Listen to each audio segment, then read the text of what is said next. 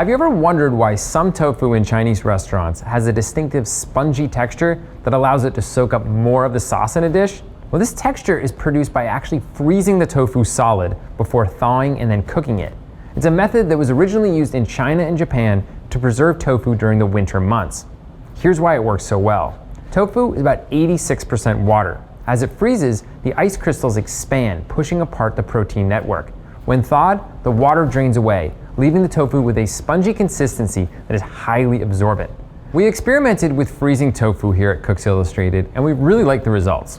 When stir-fried, the slabs did absorb sauce readily and had a resilient, slightly chewy texture that was a lot more meat-like than fresh tofu. And because the thawed tofu contained so little water, it formed a really nice crust when we deep-fried it. To freeze your own tofu at home, slice extra firm tofu into 1/2 to 3/4 inch thick slabs. Spread them in a single layer on a baking sheet or plate and place them in the freezer overnight. When you're ready to use it, just thaw the tofu to room temperature and press each slab gently over a colander to expel any remaining water before cooking.